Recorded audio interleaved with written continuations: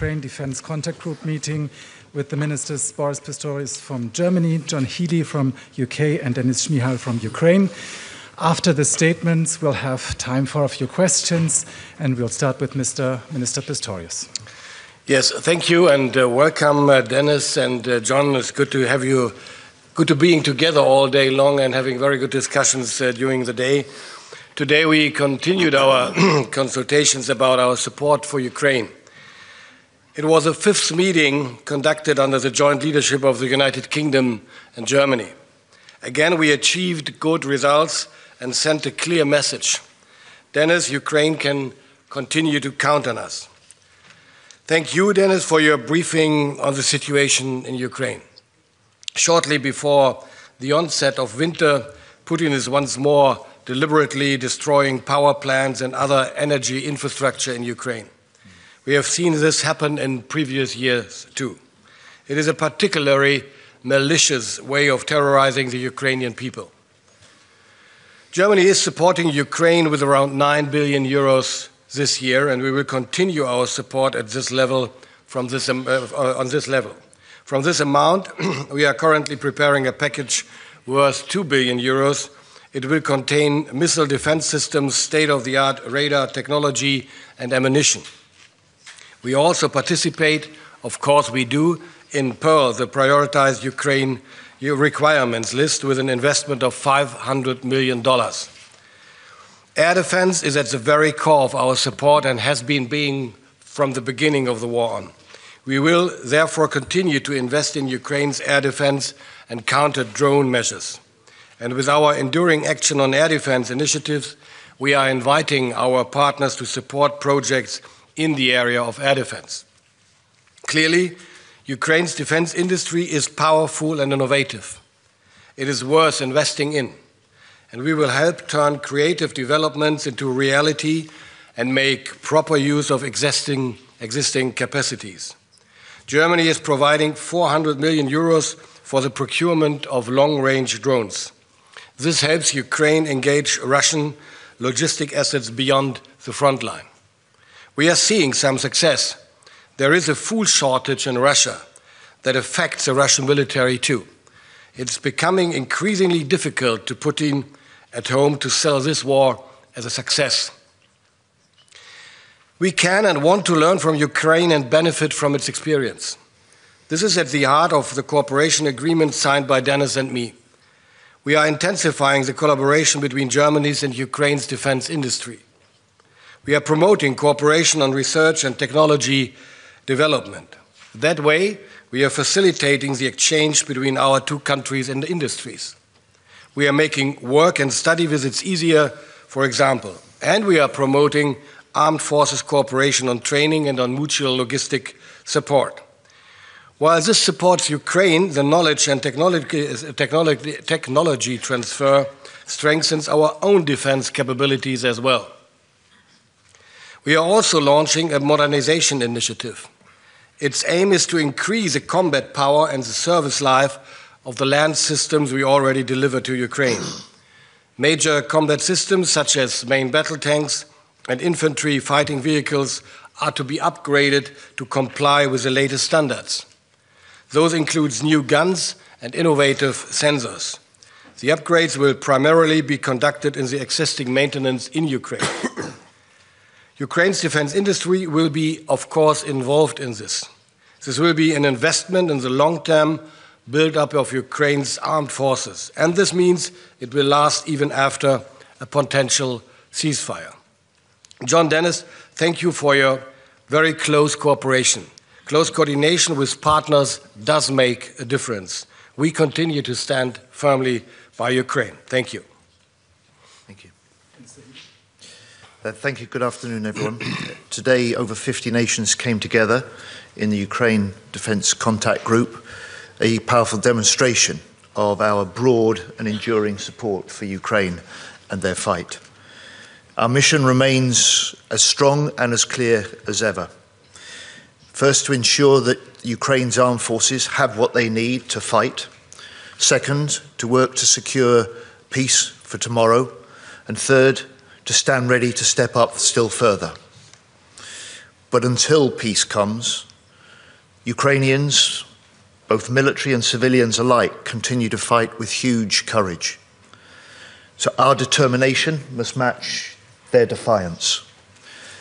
Our support must match Putin's escalation, and our role as nations within the UDCG is to guarantee Ukraine's strength. In the last 8 months, in that period that Boris and I, Germany and the UK, have taken over the leadership and chair of the UDCG, the group has successfully raised pledges of over £50 billion for military aid to support Ukraine. For our part in the UK, we're spending more in military aid for Ukraine this year than ever before. In the last 6 months, we've delivered 85,000 drones to Ukraine, and Ukraine and the UK continue to deepen our industrial partnership. Through a new agreement that Minister Shmyhal and I have signed, we will now jointly develop improved interceptor drones and then mass produce them and get them back into Ukraine in the thousands each month. We are ramping up pressure on Putin, both military and economic, and the UK today has confirmed 92 new sanctions on Russia's energy sector, oil companies, and military supply chain. A secure Europe needs a strong Ukraine. But as we discussed at the meeting of defence ministers this morning, we've seen how President Putin's aggression is not confined to Ukraine. Drone incursions into Poland, violations of Estonia's airspace, election interference in Moldova. Deliberate or not, Putin is watching what we do, and he should be in no doubt that if NATO is threatened, we will act.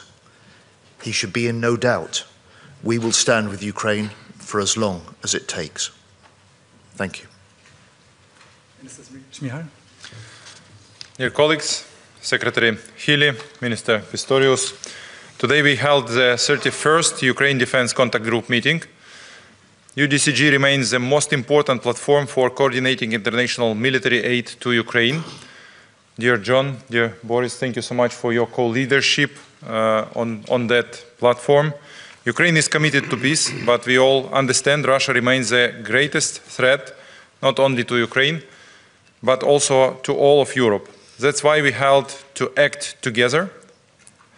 We need bold actions to increase pressure on Russia to stop this war. First of all, Ukraine must be strong on the battlefield. The Pearl Initiative is a high-value NATO mechanism that converts allied support into tangible capabilities for Ukraine. I am grateful to our partners from Sweden, Latvia, Estonia, Denmark, Norway and Slovenia for announcing contributions to the new Pearl package, but today more partners join to these contributions, and we will see much more results after today's meeting, and we are so much grateful to all the nations.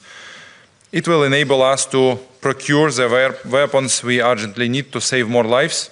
That includes Patriot systems and other critical US equipment. Ukraine also counts on continued coordination and financing from our partners to ensure timely deliveries through Pearl in 2025. Our next priority is Ukraine's defense industry. In 2026, we will be able to build 20 million FPV, ISR and other drones if partners commit the necessary funding. There are cost-efficient, swift and combat-proven solutions.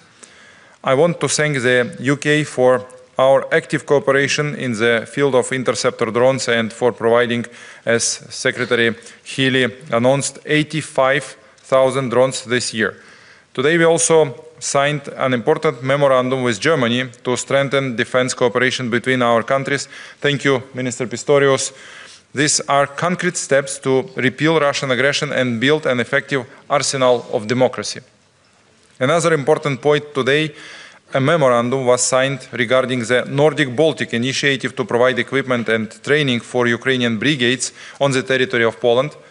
will strengthen Ukraine's defense capacity and help bring a just peace closer. During our discussion today, we also put special focus on Ukraine air defense needs. As the winter approaches, Russia is intensifying its brutal air attacks targeting our energy infrastructure. Last Friday, Russia struck Kyiv's main power plant with ballistic missiles, leaving half of the city without electricity. We are asking our partners to provide the so-called winter air defense package, a sufficient stock of interceptors to protect our civilian population and our civilian infrastructure. We are grateful to all countries that announced today their commitments to keep supplying our forces with what they need. I want to say thank you to all nations who today announced their commitments, who support Ukraine during all of this period. We believe and expect that this comprehensive support will continue. Ukraine's total defense requirement for 2026 is estimated as $120 billion. Half of this, $60 billion, will be covered from our national resources, despite the ongoing full-scale war. We call on each ally to allocate 0.25% of its GDP next year to cover the other half of these needs, because supporting Ukraine's defense means supporting Europe's security. We are grateful to our European partners for practical initiatives that strengthen Ukraine's defense programs such as SAFE, Pearl, and ERA. At the same time, Russia must pay for its unprovoked aggression. It is essential that Russian frozen funds continue to work for Ukraine's benefits. That is why we recently proposed reparation loan backed by frozen Russian assets is so important to us. It provides a lawful and sustainable way to finance Ukraine's needs. Ladies and gentlemen, dear friends, colleagues, let me once again express my gratitude to Secretary Healy and Minister Pistorius for organizing this UDCG meeting. Thank you. Thank you, partners, for stepping up your support. Peace in Ukraine must be just, lasting, and protected by international unity. Together, we are working to achieve it in shortest way. Thank you so much. Thank you for the statements. Now we have time for a couple of questions. Mr. Johnny Beale from BBC. Thank you. If I could ask Defence Secretary Healy, first of all, sorry, Jonathan Beale, BBC. If I could ask you, sir, first of all, I think the Secretary-General said that at the start of today's meeting, 6 NATO countries were going to join the Pearl Initiative, which is essentially Europe buying US military weapons to supply to Ukraine. That's grown to, I think, he said, 16 countries. But the UK isn't one of those countries. Now, Pete Hegseth, the US Defence Secretary, has described countries that aren't going to do that as freeloaders, or indicated they are freeloaders. So I just wanted to know, I'm not aware that the UK is part of that initiative. Are you going to be taking part in that initiative? I could ask Ukraine's Defence Minister, you've no doubt met with Pete Hegseth. Are you any clearer as to whether the US is ready to supply Ukraine with Tomahawk cruise missiles? You made clear in your opening remarks that you wanted long-range weapons, and you made clear which weapons those are. Those are Tomahawk cruise missiles. Did you get any indication from the US that they are ready to supply those weapons? And finally, if I could ask you, Minister Pistorius, do you sense a change in rhetoric of the US? Do you think that, given where we were at the start with the first meeting with Defence Secretary Hegseth, where he was making clear that this was Europe's problem, that the US is now in a different place? And I think he said, Pete Hegseth, the US is ready to impose costs on Russia for its continued aggression. If we must take this step, the US stands ready to do our part that only the US can do. So do you think there has been a change? Thank you. Thank you. Shall I go first? Please, go ahead. Pearl is one way of Ukraine's strongest allies helping to meet their military needs. We in the UK are looking hard at the Pearl programme. We're looking hard at that with other European nations and nations beyond Europe. but we as a country are spending more on military aid to support Ukraine this year than ever before. We are meeting the requirements that Ukraine has said to us they need, and we, in many cases, are doing things that only the UK is doing and funding. So are you going to join the Pearl scheme? We're looking at the potential for the Pearl scheme. We're looking hard at that as a new mechanism, and we're looking at that with other European allies and nations within the UDCG beyond Europe. But we are, this year, spending the highest level of British military support on aid for Ukraine at £4.5 billion.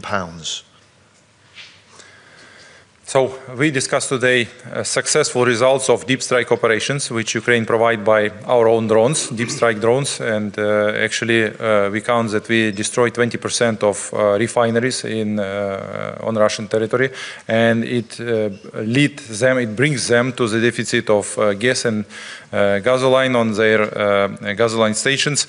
We may see the lines of cars there in Russia, and we will continue such operations. It's absolutely operations in the deep of territory of Russia, directed against of the refineries, against of the infrastructure, military infrastructure, which brings additional money and brings logistics to support war in Ukraine. So it's very, I would say, humanity operations, because we are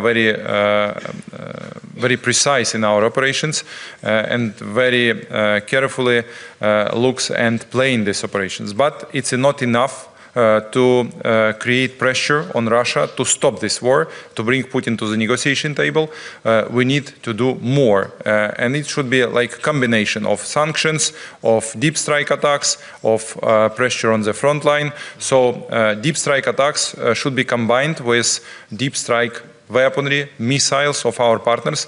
We discuss all types of deep strike missiles, but I think that concrete names and concrete data will announce presidents. So President of Ukraine and President of United States answering your question, or leaders of other countries, if it will be other partners who will supply to Ukraine deep strike missiles for our operations to continue and increase pressure on Russia. Thank you. Thank you for your question. I think the baseline of the remarks of Pete Hegseth remains the same since the beginning in February, but still I heard, as you did, these last words of his sentence with very much interest and attention too. And I would read in that kind of change of perspective and approach, but not more for the moment. I can't interpret really what he did mean. Thomas Gutschka, FAZ. Thanks a lot for the question. First one to Minister Pistorius. We've heard before from Secretary General Rutte today that altogether 17 allies are now willing to contribute to the Pearl initiative. So far, $2 billion US have been committed. Can you give us an idea of the approximate amount of additional commitments done today? And a question to Minister Šmihal. When you sum up your requirements and your priorities under this program, what is the overall scope, let's say, on the basis of 12 months? I've heard US Ambassador to NATO Whitaker say yesterday it's approximately 10 billion euros, but or US dollars certainly. I'd just like to check that with you. Thank you. If I understood it correctly, we are talking about 3 billion euros left to be booked by member states, by partners and allies from Pearl. I don't know more. I don't know a total amount about that. Until the end of the year. That's what I assumed this afternoon, John. Am I correct? Look, this is a new arrangement, yeah, and it's still bedding in with the details. I think you will be able to check that out with the Secretary General. He's keeping a very close eye on the commitments that are made. So let me explain the situation. You asked me about scope. I understand, if I understand correct. So economy of war. Russia spent for financing of their military goals about $150 billion per year. Economy of war demonstrates if you spend less, you begin to pay by lives and by territories. So you need to hold this balance of economy of war. So as a minimum, we need to spend $120 billion for the 2026. In scope of 12 months, it will mean that this year, for example, we estimate that we will spend $108 billion. And it means that next year, 120, it's a minimum requirement. As a country, Ukraine may cover only half of this amount. 60 billions we may collect as a taxes, and every dollar from our taxes we direct to cover these defense expenses.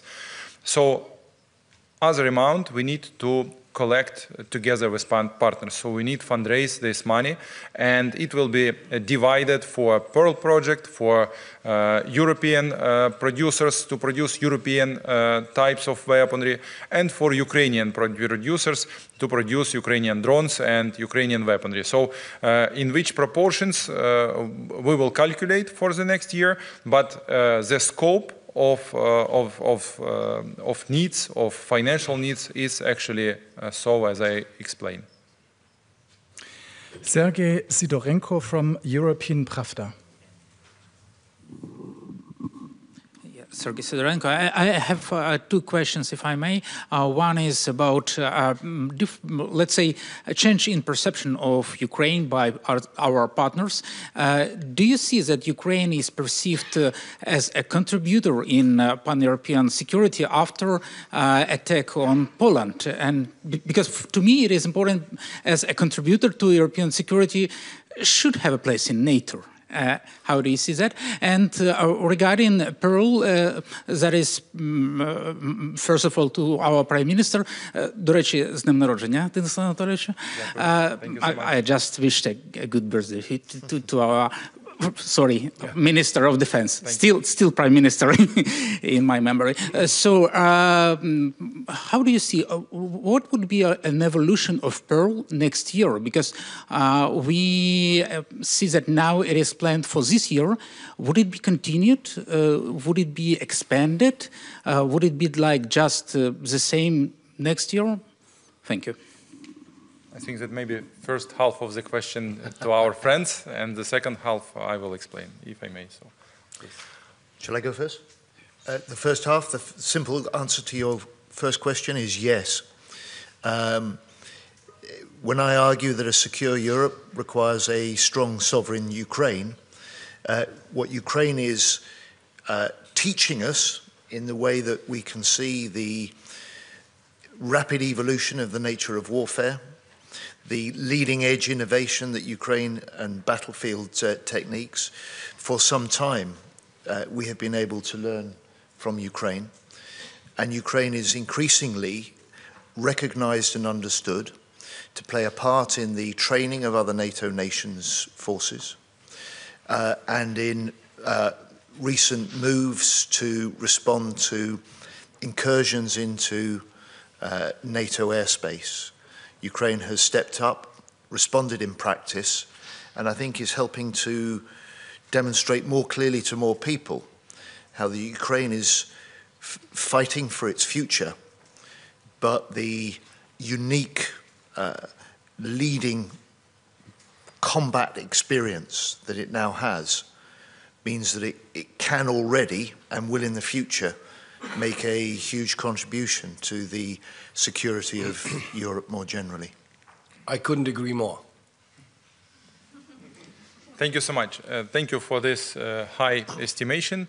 We really are ready to share our experience with our partners, with our friends and neighbors, with Europe. Unfortunately, we paid for this experience by lives of our soldiers, of our civilians, our children, but this experience is absolutely unique, and we understand that we need to share it with our friends just to resist to Russian aggression, to aggression of maybe the group of countries in future. So this is the way which we should go together. The second half of the question about Pearl next year. The Pearl is a unique project initiated by NATO Secretary General, supported by our friends and partners. We are grateful for this. There is some kind of weaponry and munition which is produced just in the United States. Ballistic missiles could be destroyed only by Patriots, by PAC-3 missiles, which are produced in the United States. Long-range artillery munition is now on the stocks only in the United States, so we need to have this weaponry, these munitions right now on the battlefield, and because of this we need to ask United States to supply it, and we are so much grateful and appreciate this initiative and support of European partners for buying of this equipment and weaponry. I'm not sure that next year we will change situation dramatically and increase production here in European member states or there in Ukraine. We will still need to cooperate with the United States, so I'm sure that Pearl project will continue. I believe that it will be modernized in so-named mega deal where we will very precisely, very clearly note and make list of weaponry which Ukraine needs in case of continuation of such scale of war. We will discuss this with our allies, together with our friends, with Europeans, and we will discuss this with United States. And I'm sure that on the level of our presidents, this, I mean, President of Ukraine, President of United States, this agreement will be reached, and there will be everything what Ukraine needs, and then we will look for the sources, what will finance Ukraine, what will support to finance our partners, European Union, European nations, non-European allies. And then now we are discussing how maybe use frozen Russian assets. So we understand that there should be three ways. If we use frozen Russian assets, there should be amount which will be directed for the European allies, some part for Ukrainian producers, and some part for co-financing of Pearl in continuation in mega deal version of the Pearl next year. So I think that that's all what I can comment. I got a sign that time has run out, so we have only time for one last final question, and that goes to Dan Michaels from Wall Street Journal. Thank you. Dan Michaels, Wall Street Journal. Could each of you speak very briefly about the significance of the growing industrial production in Europe? For example, Secretary Healy, Britain is producing these Octopus interceptors. How important is this also for Ukraine to get the additional production, but also the know-how for Western Europe? Thank you. I think both Ukraine and the UK, and the new agreement that Boris has signed today demonstrates that we see, first of all, a support for the Ukrainian industry as an important direct way of supporting the Ukrainian warfighting effort. But this is also a way that we can combine, in the case of Octopus, it's a way of combining the innovation from Ukraine, the combat experience directly from the battlefield, with the modern design and mass manufacturing techniques that we can bring to bear from Great Britain. And in that way, we can supply at high volume the weaponry that Ukraine needs. We can also gear Ukrainian industry and Ukrainian companies to be able to service the Western market at the point of peace. And so that this is a way that we forge a closer relationship, but we also put the foundations in for the future beyond the fight for the point of peace. No, I fully agree. It's creating a win-win situation. I mean, producing jointly, mutually in Germany, in UK, together with Ukraine defense industry is something we all benefit from. It is about using the experiences and learning from the experience of the Ukrainian armed forces and the Ukrainian defense industry on the battlefield, and all what they do learn there, we can learn by them. So this is just about creating more security for Europe in the years to come. So this is about a real cooperation for the future. Thank you so much. And two initiatives, Built in Ukraine and Built with Ukraine, which President of Ukraine initiated. So actually it means that in first case, Built in Ukraine, means that you may immediately test everything on the testing fields, on the ground. Unfortunately, we have a war, and you may implement immediately all the innovations from the ground. This is one benefit from this approach. And Built with Ukraine, it means that conditions are absolutely more secure in our partner states. We may produce all needed volumes. It differentiates the risks that Russians will destroy something on the Ukrainian territory, production facilities, I mean. And it means that we together will implement innovations which partners have. As Secretary Healy explained, we may modernize our interceptor drones with new technologies and also increase the capacity of this type of interceptors and weaponry. For example, there are different directions where we may cooperate. And we have different examples. We have German companies which are ready to invest and are investing there in Ukraine for repairment facilities, for production facilities. We also have very good examples when Ukrainian producers go to the European countries there on the European continent for production of weaponry in more secure conditions. So both approaches has benefits, and we implement both approaches. Thank you very much for being Michael, here. just a second. I just realized that we didn't give a female journalist the opportunity for a question, so maybe we should do that. So, do you want to ask your question? The microphone is coming. Yeah, hello, my name is Katerina. I'm from Kyiv Post. Tell me, please, what are the 3 key needs for Ukrainian armed forces today that was discussed after today's meeting, and how our partners react on this request? Thank you.